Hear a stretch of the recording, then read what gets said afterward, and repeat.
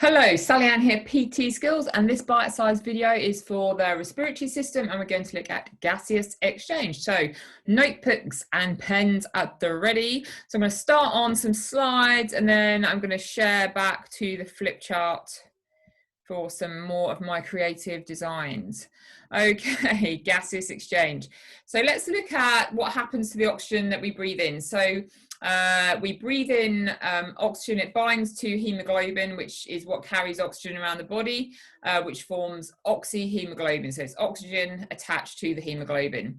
The blood carries this oxyhemoglobin to the tissue site where we release the oxygen during tissue respiration, and then carbon dioxide is carried back to the lungs. So what we're actually going to look at is the process of gaseous exchange within the alveoli in the lungs and within the tissues in the body. So to do this, I'm just going to stop share and just going to share my webcam and my lovely drawing from earlier.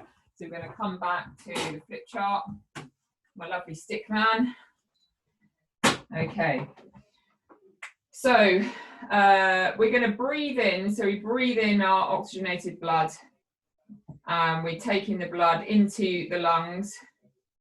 If you look at the breakdown of the lungs, you know that once we've gone through the trachea, the bronchi, the bronchioles, we come to the alveoli. So the alveoli is where gaseous exchange takes place. So alveoli kind of look like bunches of grapes, really. So they're like these little round shapes. And around the alveoli, we've got lots of capillaries all over them, and it's these capillaries around the alveoli where gaseous exchange takes place. So what's allowed to happen is the carbon dioxide from the body goes in, and the oxygen can come back out to go back to the body. So that's essentially what gaseous exchange is. So we're breathing in oxygen, and the oxygen comes, oxygenated blood comes into the capillaries around the alveoli, or into the alveoli, and then there's all the capillaries around the alveoli so they can take the oxygen out and the carbon dioxide can diffuse back in. So that's essentially what happens. And then the same process around the body. So we know around the body we've got all these capillaries. So we've got capillaries all around the body. This is a nice big fat one. So they're not actually they're very, very thin because they're only 1 cell thick. So that's so we've got capillaries around the body.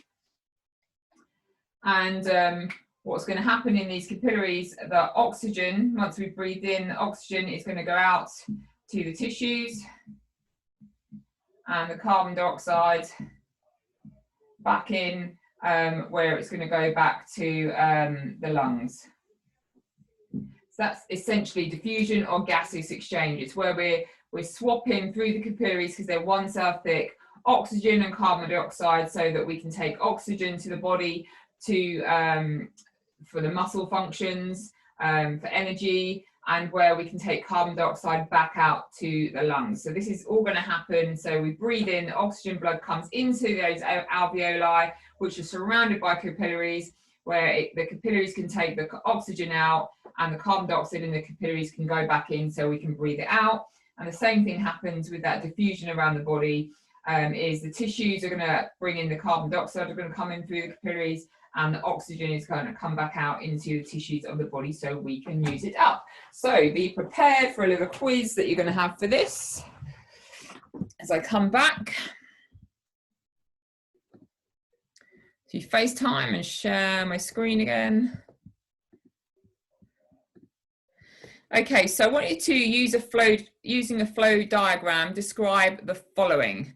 So I want to describe gaseous exchange in the alveoli. So from breathing in, what happens? So, you know, we breathe in, we're breathing in the oxygenated blood. We know the passage of the passage that the air has to take to get to the alveoli, and then describe what happens once the oxygen is in the alveoli. How does it get back out to the body? And how does the carbon dioxide come out of the body? So just could do a step process with a flow diagram, first, second, third, with the numbers or just some arrows on how that works.